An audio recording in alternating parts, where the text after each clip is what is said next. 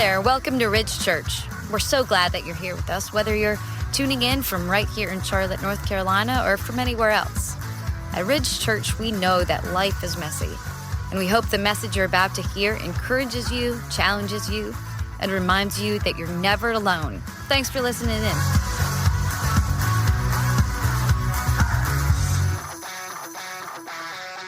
We call them the Responsibles.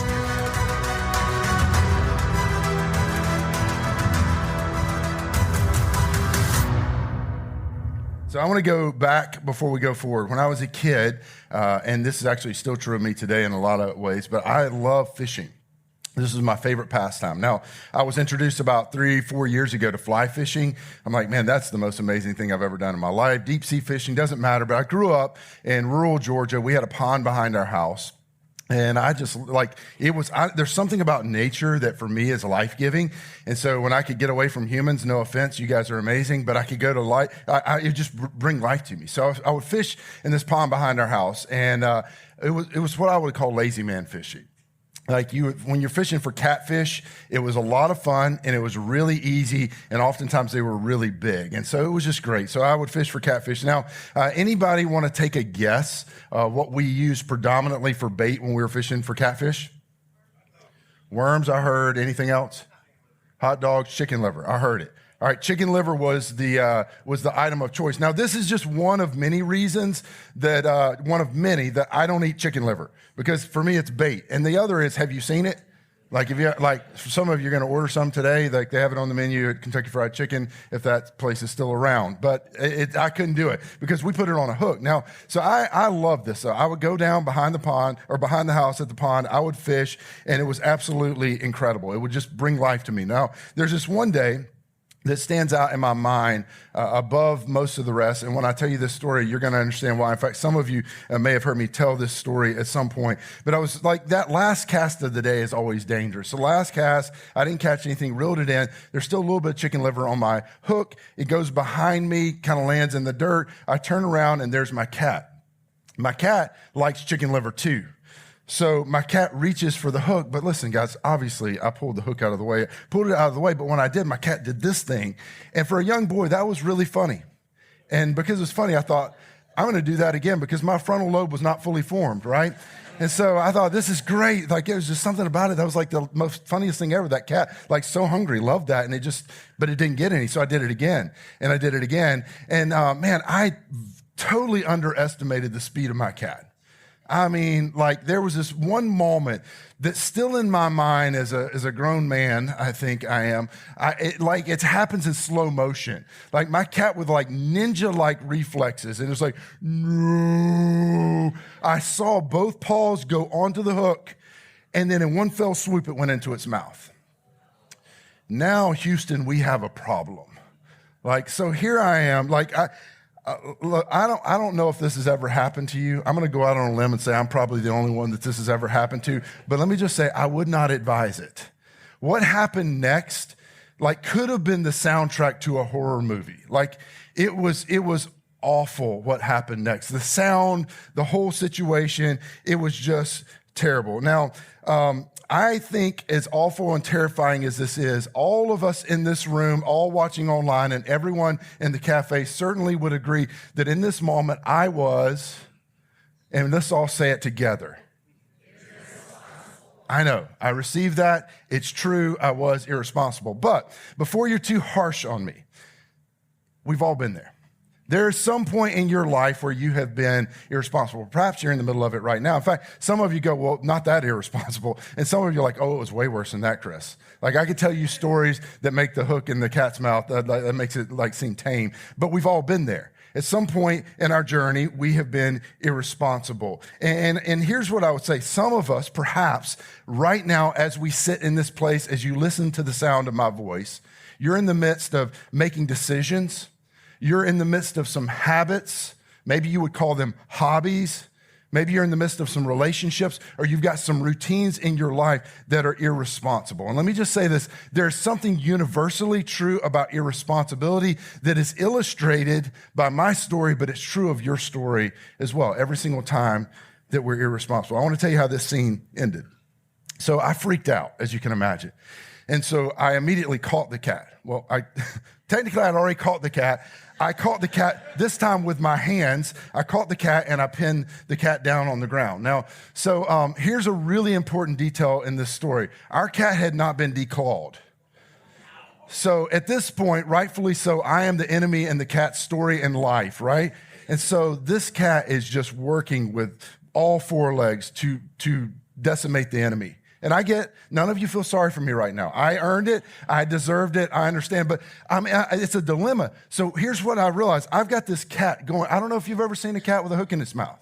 It's not okay. Like, it's a scene that one day will happen in hell. I hope to never see again, right? So I've got this cat down. But the problem is, it's taking everything I've got just to hold it down, because if it takes off, it's like, and so I'm holding the cat down. But the problem is I can't get the hook out of its mouth.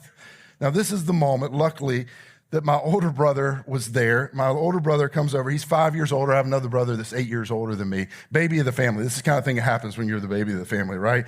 We're all spoiled. But he comes over, and immediately he jumps into action. He reaches in and he pops this hook out of the mouth of the cat. Now, for all those of you bleeding hearts, the hook wasn't in there very deep. I know it's not going to matter what I say, but he popped it out. It's like a pit stop, in NASCAR. We throw our hands off and the cat takes off, right? Cat never went fishing with me again. I don't know if that's a surprise to anyone. I don't think I even invited the cat to go fishing with me again. But there we stood in this moment. We're both like, oh my goodness, did you see that? But we're standing there and we look down at our arms, and it just like we've been butchered, like all the way up and down our arms. There are these claw marks. And I'll never forget, my brother looked at me, and with the kind of look that only an older sibling or a parent can do. You know how there's like 1,000 words, but there's no words at all? He just looked at me, and he did both, gave me the look and some words. He looked at me and he shook his head and he said, "You're an idiot." That may or may not be the church version of what he actually said, but it was pretty close, right? And here's the thing. I received that. I own it. I deserve it. This was my fault. Now, I want you to imagine later in that day, you go home, mom and dad are like, "Hey, did you catch anything today?" You're like, "Funny story, mom and dad, about that. The cat seems a little off, but yeah, it was a great day," right? Here's what happened to me in that moment. And this has happened to you. It will happen to you. It happens to us throughout our lifetime. It's happening to your kids right now if you have kids. In that moment, my irresponsibility got me into a situation that I couldn't get out of without help from someone else. This is how irresponsibility works. And my irresponsibility in that moment has me with a cat pinned down, and I cannot solve the situation that I got into all by myself. I can't get out of it all by myself. And I don't want you to miss this. This is universally true of irresponsibility. Our irresponsibility will eventually become someone's responsibility. This isn't just true of me. This isn't just true of little things that we do when we're 8, 9, and 10 years old. This is true when we're 40, 50, 60. Every season of our life, our irresponsibility will eventually become someone's responsibility. Now, I hope, like in this group today, I hope that we're all eating responsibly, right? Some of you tonight, you're like, well, not tonight, but not over Christmas, but some of you have heard me do enough donut illustrations to know I've got some work to do in this arena, right? But I hope you're eating responsibly. I hope you're drinking responsibly and not driving. I hope that you are acting responsibly within the context of a dating relationship, perhaps within your marriage. I hope that you're working responsibly. Of course, you're doing all your work when you're supposed to be doing your work. When you're logged in remote, you're actually working, right? We're working responsibly. I hope that every single one of us today are hobbying responsibly. But has anyone ever expressed in some arena of your life, said, "Hey, I'm concerned for you"? Like maybe they tried to say it subtly, and maybe over the course of time they said it several times, but I'm concerned for you. In one of these areas, or perhaps some other area that I didn't mention, they're concerned for you, and they say, "Hey, I'm just concerned it's too much. I'm concerned you're drinking a little too much. I'm concerned that it's a little too far. I'm concerned that you're getting a little too close to him. I'm concerned that you're getting a little too close to her. I'm concerned that you're taking on too much debt. I'm concerned at the pace that you're running and how much you're working." Think about this. if you ignore them, if I ignore them, whoever the them is that at some point in all of our lives has said, and maybe they use different words, maybe they were stronger, maybe they were softer, but to everyone that has ever said to us, I am concerned, and they highlight some area of our life. What if we ignore them and it goes poorly? I want you to think about this. Who will be left holding the bag? Who will be left to clean up the mess that we made? Who will be the older brother that has to come to the rescue of the idiot that has got the hook in the cat's mouth? Like in your story, in your journey, because here's the reality. Somebody eventually is going to have to pay for the doctor's bill. Somebody's going to have to pay for the class that you failed in university. Somebody's going to have to pay for the DUI. All these things are expensive. So somebody's going to have to pay for somebody's going to have to help you take care of the baby. Like they said, hey, I'm concerned for you. I'm concerned for the nature of this relationship. This is the question as we get started today. For us, who? Who's the person, who's the group of persons that if we're irresponsible, will be left holding the bag? Now, let me tell you why we give ourselves permission. This is me as well. Let me tell you why we give ourselves permission to not fully feel the gravity. When like someone steps in, and again, maybe they're subtle, maybe they're super direct, and they kind of insinuate or say, hey, I'm concerned for you. Here's why we give ourselves permission to kind of sidestep their concern. For every single one of us that have ever done something and left someone else holding the bag, here's what we thought. We thought, it won't happen to me. Like, well, Chris, of course. I mean, but I'm not John. I'm not Susan. Like, I have way more self-control than they do. Like, I have way more self-respect than they do. Like, yeah, I know Amy, but listen, I have so much more to lose than her. This is not a habit. This is just a hobby, Chris. I can quit when I want. I can stop if I want to. Like, I know that you think it's too far, but it's not. Listen, I've been doing this a long time. I know where my limits are. And for every person that has ever been in a place, that ever will be in a place where someone else becomes responsible for our irresponsibility at some point in the journey, this is exactly what they thought. And maybe they even said it out loud. Maybe you said it out loud. It won't happen to me. Here's an interesting thought. What if the longer we walk next to this line, this invisible line between responsible and irresponsible, what if the longer we walk close to that line, the more difficult it becomes to actually see where the line is? What if some of us sitting here this morning are inches away, maybe weeks or miles away, maybe it's months from coming to a place where there's disaster and someone else is left with the responsibility for our irresponsibility? Listen, if we stay, just think about this. If we stay, if I stay, if you stay on our current path, our irresponsibility in many facets of our life will become someone else's responsibility. But here's what's kind of fascinating about this. Not surprising. When we're irresponsible and it catches up to us, guess who we don't go to for help? We don't go to other irresponsible people. We go to the responsible people. My older brother that says, you're an idiot. You should have never done that. We go to the responsible people to bail us out. So I want to ask this question before we dive into the scripture today. Who in your life, just think about it, who in your life will be left holding the bag? Who in my life will be left cleaning up the mess if I continue on my current trajectory? If you continue in some arena of your life, perhaps all of your life, on your current trajectory. So the invitation of this series, and man, Jim, I'm going to talk about what Jim said last week, but he did such a great job with this. But the invitation of this series is, hey, I want all of us to become one of the responsibles. The responsibles are the people that take responsibility for their lives. They take responsibility for their actions, for their words, what they said, what they've done. When they've caused hurt, they take responsibility. And so the question for this series is, am I taking responsibility for my life? Not am I exposing the irresponsibility in yours. Some of us are very good in that. Not am I holding you responsible. But the question of this series is, am I taking responsibility for my life? And let me just say this. This is good news. This works for everybody. It doesn't matter where you are in your faith journey. You may be here today and you're not 100% sure you're a Christian, or maybe you're 100% sure you're not a Christian. This still works for you, what we're talking about today. But if you are a follower of Jesus, this isn't just a suggestion. This is actually a command. This is what Paul says. Paul's talking to a group of Christians, a church that he helped start in a province called Galatia. And this is what he says. He says, I want you to carry each other's burdens. Like, there's some implications in this. He said, there are moments, like we were sharing this morning, our production and worship team, we were just talking about life and some of the people around us. And some of us and some of the people around us are in some really tough stuff, like some things that just are unimaginable. Like, there's burdens that happen in life, and sometimes they pop up like a storm in Florida. You just don't know when it's coming, right?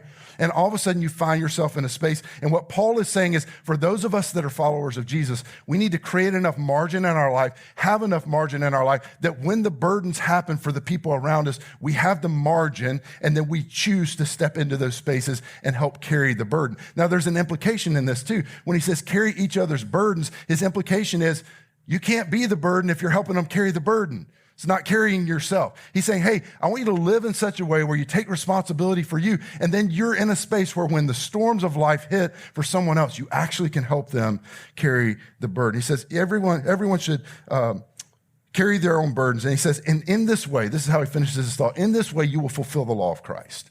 Now, Paul introduces this idea of the law of Christ. This is simply his reframing of what Jesus said, that if you've been here any length of time, you've heard me teach this many times. Maybe this is a new idea to you, but this is what Jesus said. He said, hey, I bring a new command. And his command was two commands that were really like two sides of the same coin. He said, here's what I want you to do. I want you to love God. He summed everything up in these two things. I want you to love God and love neighbors, or love others. Love God, love neighbors. They're two sides of the same coin. You can't do one without doing the other. This is Paul's way of summarizing this. He says, hey, when we carry each other's burdens, when we create space in our life that we can step into the burden spaces of others, when they have a storm, we can walk into that space. This is how you fulfill the law of Christ. This is how you love God, and this is how you love others. This is a secret to doing that. Week 1, we talked about this. I used some scales for those of you that were here. We get to add value. This is what Paul's saying. In a moment where someone's struggling, in a moment where something hits their life that they didn't expect and they can't handle. In those moments, we get to step in, we get to add value. We can love God, we can love others in that way. Later in that same passage, Galatians 6:5, this is what he says. He says, for each one should carry their own load. This is what he's saying. It's the idea of this whole series. Paul's saying, hey, take responsibility. Like, don't let your burden become someone else's burden. There are going to be things that happen in life, but each one should carry their own load. This is what Jim talked about last week. I thought he did an incredible job with this. He took a look back and talked about this idea that we've got to take responsibility for our past. Like, sometimes there are things that we say, things that we do, things that happen on our watch that impact other people, that impact perhaps organizations. Like, and this is what Jim said, like, for us, like, there is this kind of over-spiritualized thing in culture, especially among Christians or church people, where they say, well, God forgave me. And then they just, well, I'm just going to move forward from here. And here's what we said. Forgiveness does not absolve us from responsibility, but quite the opposite. It demands it. When you realize the nature of what it means to be forgiven by God, it demands that we don't just receive forgiveness, but we move backwards and we take care of the gaps that we have created. Sometimes it's impossible to go back and change someone's childhood, but it's this idea of looking back and saying, what can I do to make right the thing that I made wrong? Where I've created gaps, what I've said, what I've done, taking responsibility, and that's part of forgiveness. And we took this look back, and today here's what I want to do with our time that we have left. I want to take a look forward. What does it look like to take responsibility for your future? What does it look like to take responsibility for my future? Here's what I know. The older I get, the faster the future comes. I said this not too long ago. We had a night of worship. I said, these days in my life, I love a good intermission. Like, when you go to a show, like halftime of the Super Bowl is going to be just what I need, because I got to refocus, right? Take a break. This is the older I get, the faster it seems like things move, but we got to take responsibility for our future. I heard Andy Stanley say this in a more succinct way than I ever could. This is what he said. He said, refusing to take care of your future is planning to be a burden to someone that you love. Just take that in. Like, this is for all of us. Refusing to take care of your future, refusing to take responsibility for our future is planning to be a burden to someone that you love. So here's what I want to say. As it relates to my future and yours, there are only two options. Only two options. We're going to be one of two things. We're either going to be a burden or we're going to be a blessing.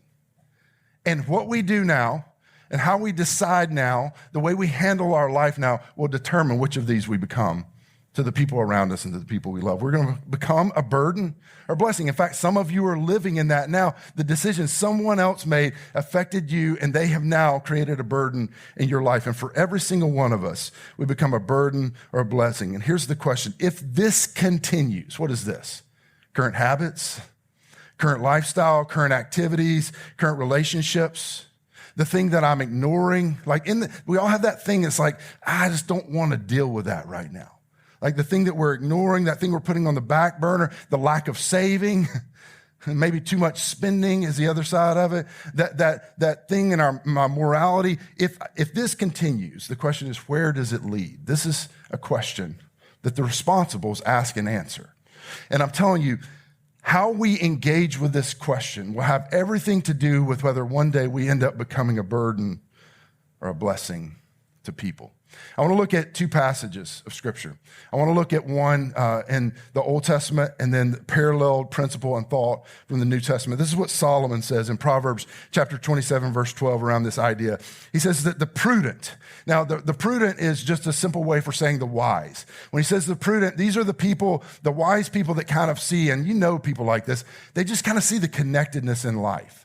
They're the people that as they navigate life, they kind of think, well, if I do this, then this is going to happen. If I don't do this, then these things are going to happen. They see the connectedness in life. He says the prudent, they see danger and they take refuge. But the simple, which by the way, simple means, usually it's a reference, especially in Proverbs or the wisdom literature, it's usually a reference to age. There is a kind of wisdom that comes just from doing a few laps around the sun. There are things that all of us know that we didn't know when we were younger. There's things that if you are young, you can't possibly know them. Now, we've all met some 50-year-olds that seemed rather simple. You know what I'm talking about? Right? They just seemed like they were still 16. But this, generally speaking, this idea of the simple is they're younger and they don't see the connectedness in that life. They don't see this like, it's like I'm in the moment. Here's a hook. Here's a cat. I'm in a moment. And we don't see the dominoes that will be pushed if we do this thing, if we continue in this thing. The prudent see danger and they take refuge, but the simple, they keep going and they suffer for it. This is what the writer is saying. One of the wisest men to ever walk on the earth. He's saying, don't do it. It's going to hurt you, but here's the thing. It never just hurts you, does it? It hurts everybody. It hurts everybody that's connected to you, that has a string in life that somehow is attached back to you. Let's play it out. Think about a CEO of a company.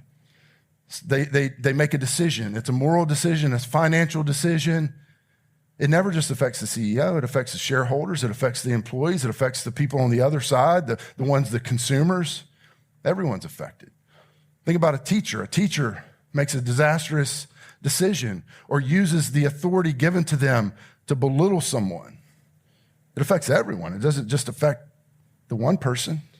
If there's some kind of failure with a doctor, it affects their patients, it affects their coworkers, it affects everyone. Listen, what about a mom or dad? There's some kind of failure, whether it's in marriage or in morality, some kind of life decision. It doesn't just affect them, it affects everybody. Listen, you know, because some of you have been to that family reunion after the thing happened, and it didn't just affect them, did it? It affects everyone.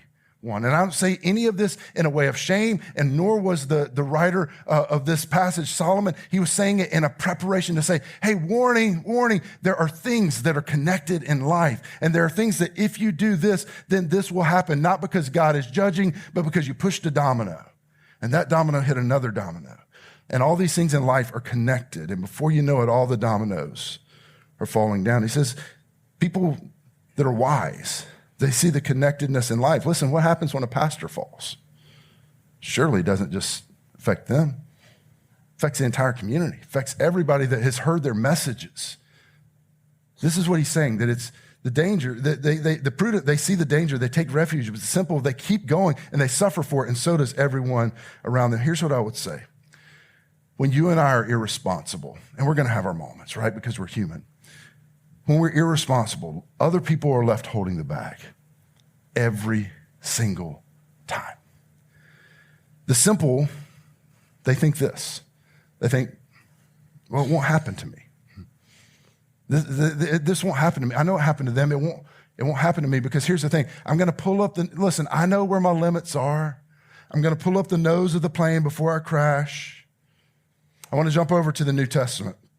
And I want to show you the same principle that Paul talks about. And this verse and one of these verses that I'm going to read is one of the very first verses that I ever memorized. In fact, I would encourage you this morning, when we get to this verse, I'm going to challenge you to memorize it as well and internalize it. For me, this was one of the first verses that I didn't just memorize, but it became a fabric of how I thought. It started to rewire my brain and the way I interacted with the world around me.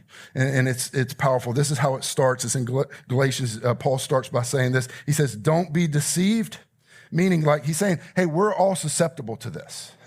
Like, do you know how easy it is to get like a narrative around you in an echo chamber? Like, it is so easy to deceive ourselves and to get a narrative, and like we don't have any opposing voices in our life. Everybody's echoing the same thing, and it is so easy to deceive ourselves. That's the reason Paul's saying it. Don't be deceived, because he knew we'd be tempted to be deceived. Don't be deceived. And he says this, God will not be mocked. God will not be mocked. In other words, there's nothing that you and I can do that's going to outsmart God, that's going to outthink God, that's going to outgod God. Like, we're not going to do anything that kind of goes over God's head. He's saying, don't be deceived. God's not going to be mocked.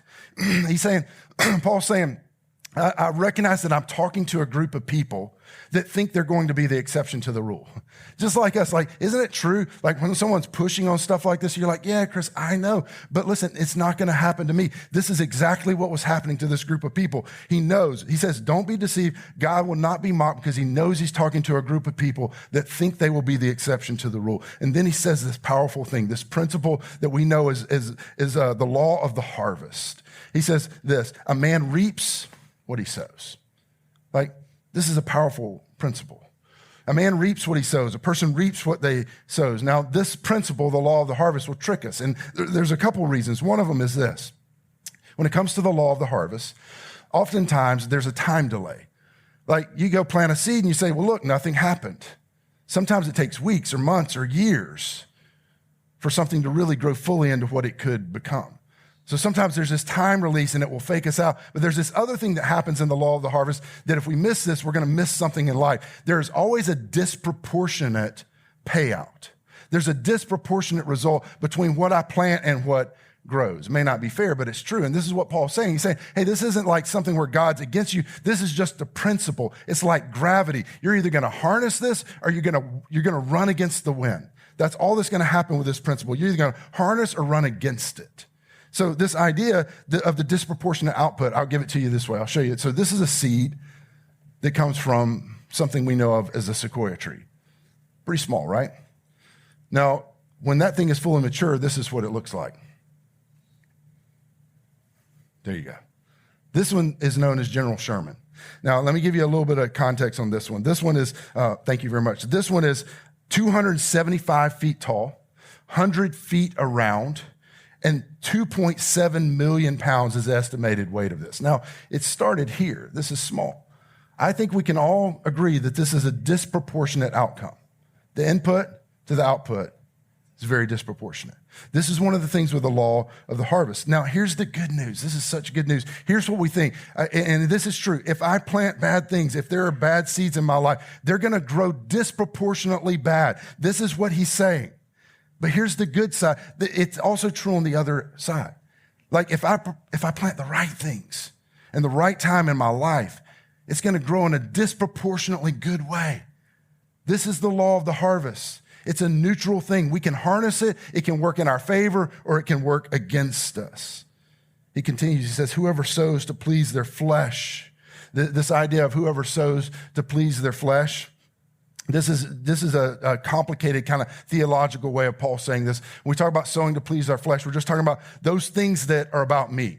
In other words, when you start to live your life in such a way where you think more about how something affects you than thinking about how it affects someone else, that is sowing to please the flesh. This is irresponsibility. This is what Paul's saying. Basically, when we're irresponsible, whoever sows to please the flesh, from the flesh will reap destruction, but whoever sows to please the Spirit, when he says please the Spirit, pleasing the Spirit is loving God and loving others. This is being responsible.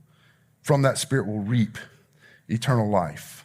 Now, I start off by saying Paul's talking to a group of Christians. So when Paul says that they're going to reap eternal life, in part, he's talking about heaven, but he's not really talking about heaven.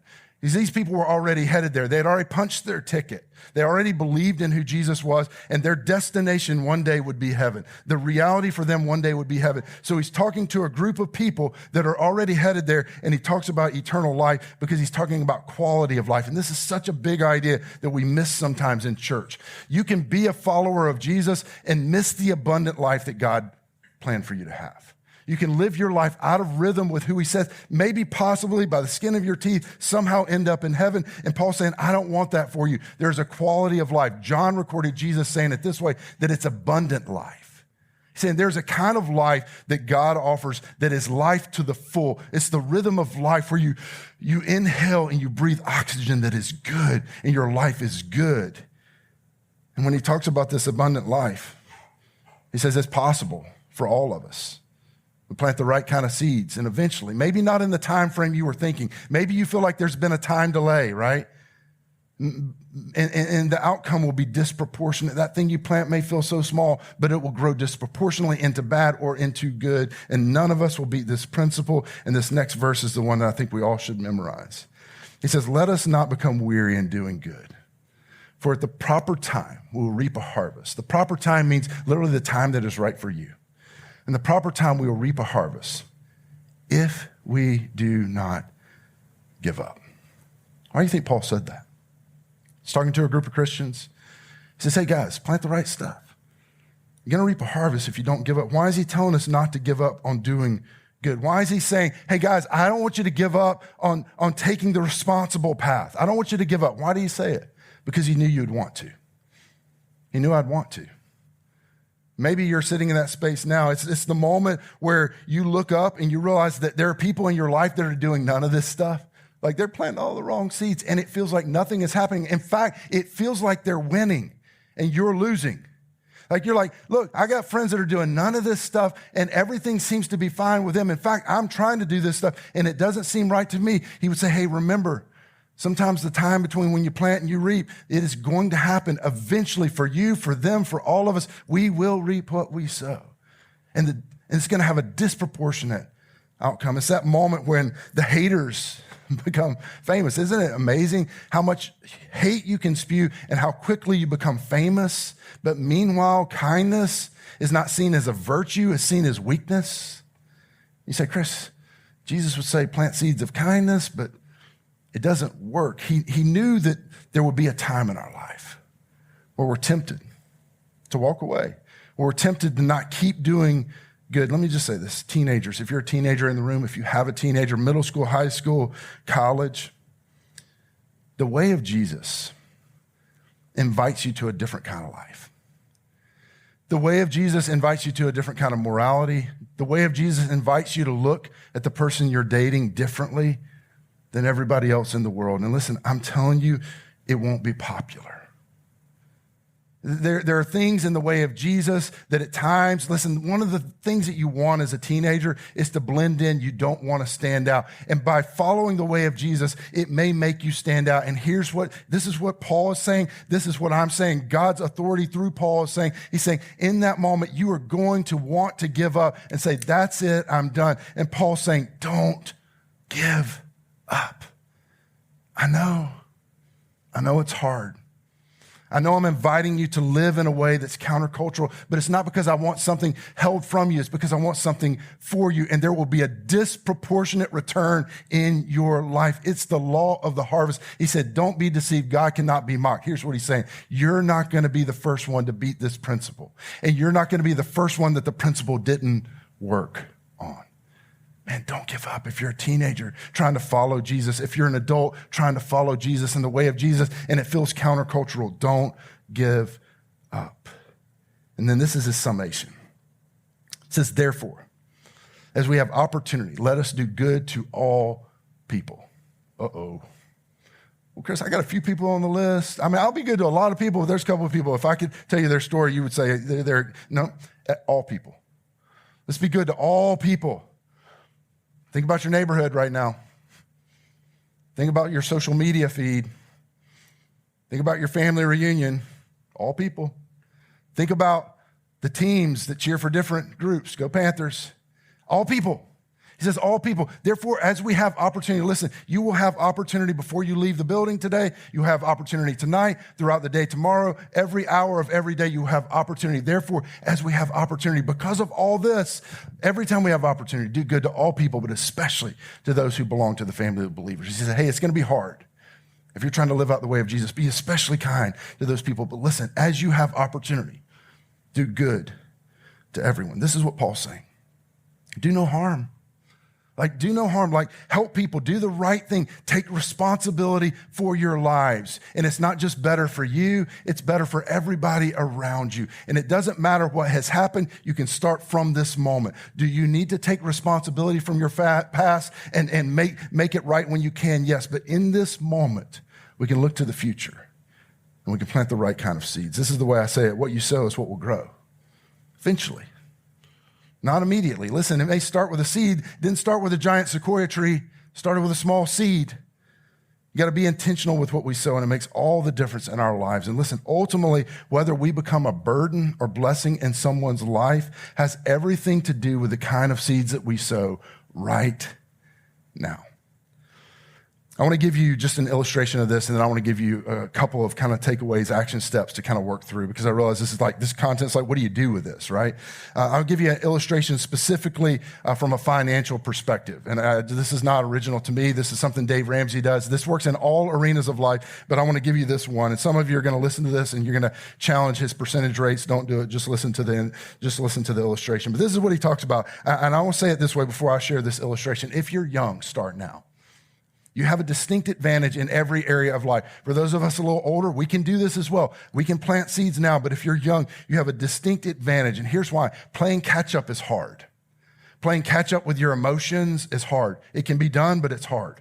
Playing catch up with your habits is hard. You can do it, but it's hard. Playing catch up financially is difficult. You can do it, but it's hard. Listen, you have a distinct advantage if you are young. So here's one of Ramsey's things. He talks about an investing breakdown. So I'll give you an illustration. He says, when Jack turned 21, he decided to start investing $200 a month every year for 9 years. You got it? 9 years, $200 a month. At age 30, he decided to stop investing altogether, but his friend Blake started when Jack stopped, investing $200 a month every month, starting at age 30 and all the way into the ripe old age of 68.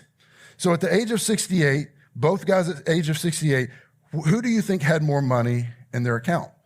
At the end of 9 years, Jack had invested a total of $21,600, and he didn't invest another dime, and he ended up with close to $2.35 million at age 68. Jack's friend Blake invested a whopping $91,200 over the course of 38 years, and age 68, he had built up $1.3 million. Let's just go ahead and be honest. Both of these are feeling pretty good, right? He goes on to say this. He built up this $1.3 million, but he never caught up with his friend Jack. He invested $70,000 more, spent 29 more years investing, ended up with $1 million less. Why? It's the law of the harvest. This is what Paul was saying. And this isn't just true of money. I just use a money illustration. This is true of everything in life. There's a disproportionate rate of return when we plant good things and bad things. What returns and what grows is going to be, it may not happen in the time frame you think, and it will be disproportionate, but none of us are going to beat this principle. So if you're here this morning and you're not a Christian, you're trying to figure this out, this is just a strong suggestion. I think it works for everybody, but if you're a follower of Jesus, it's actually a command. This is how Jesus commands us to live our lives. And here's why. Because if we live our lives this way, then we don't create a burden for others. We weren't created to be burden creators, we're to be burden carriers. And when we live our lives in this way, we take the burden away. We become a blessing. So, are you ready to become responsible? Some of you are immediately thinking of all the people you want to send this to because it's not for you, right? But maybe it's for all of us. If I continue with my current habits or on my current path, will I be a blessing or will I be a burden? This is the question. I want to give you 5 areas, and I'll end with this.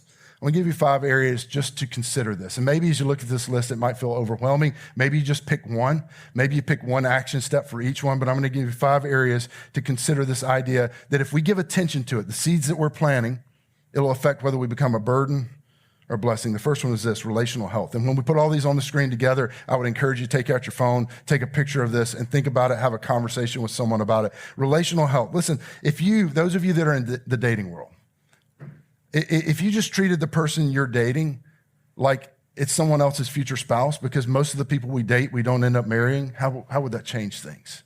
That's the kind of thoughts that a responsible person has. Listen, for those of you that are married, what would it look like to just create a context where you try to outserve your spouse rather than out-argue your spouse?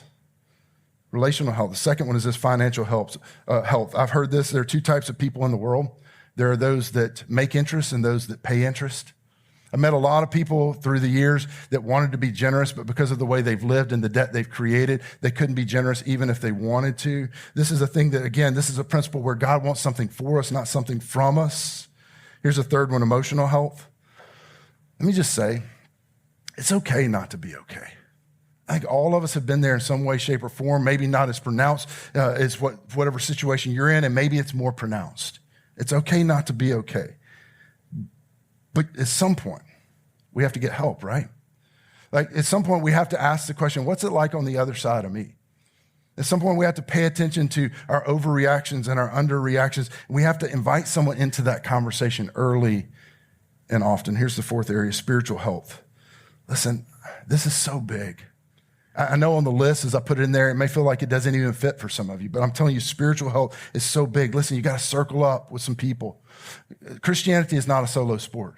We were never meant to sort this out by ourselves in a room. In fact, here's what I would say. If you try to sort this out by yourself in a room, eventually you will convince yourself it's not true, or you'll head towards deconversion. And here's why. Because when we are left by ourselves to sort out God, it is impossible. God is infinitely bigger than any of us. It is within the context of community that we sort it out. Anytime a person starts to solve all their God questions by themselves, they place themselves in danger. So here's what I'd say. Circle up with some people. Like, learn to read the Bible. Have someone teach you to pray, to lean in. Find someone that you feel like has a prayer life that you don't, and lean in. Ask them to teach you in that. These seeds will grow, I'm telling you, into something disproportionately beautiful. The 5th one is this, physical health. Exercise, diet. I probably don't need to list it out. It's like we all know the things we should do more of and less of, right? Like for most of us, this is probably mostly about not knowing the things. It's just deciding that we're going to take a step, we're going to do it. Like, you got to sign up today. It's like you're going to sign up for Planet Fitness. I mean, you got to go do it, right? For some of us, this is like you got to call. You got to make the doctor's appointment. You've been putting it off, but listen, are you going to be a burden or a blessing to someone? So I want you to look at this list. For some of you, again, take out your phone, take a picture of it. If I continue with my current habits or my current path, will I be a burden or a blessing? Is there one of these that perhaps pops out in a pronounced way? Is there something that comes to your mind in each and every one of these? And I just want to tell you, hearing this message will impact absolutely nothing in your life or mine without a corresponding action. We got to find something to do with this. So maybe focus on one, maybe find one action step. And I just want to say this last thing. Don't grow weary in doing good. Some of you are doing so good. Like you're on a track, you're making some of the best decisions of your life and relationships and morality and finances. Don't grow weary when it looks like the commensurate rate that you're losing while others are winning. Don't grow weary in doing good. Don't grow weary in having a morality that protects people and loves them well. Don't grow weary. Because at the proper time, the time that is right for you, you will reap a disproportionate harvest in your life. Let me pray for us. Father, will you give us just a highlight in our souls of the area that we need to take a step? God, I recognize that for some in this room, this may feel completely overwhelming. Will you just give us the one simple step we can take? The person to call, the thing to do, the habit to change, the thing to expose. Maybe we just need to say it out loud to someone else that we recognize that it's become a thing for us. and that we're planting some seeds that aren't going to grow into something beautiful, but instead it's going to be a burden. God, will you give us courage then? Once we've discovered it, once we've been honest about it, will you give us the courage to do something about it? Father, we love you. I thank you for your word and how powerful and relevant it is 2,000 years later, that it's still relevant to us and comes off the pages. God, give this group of people courage today. Give me courage. In Jesus' precious and powerful name, I pray. Amen.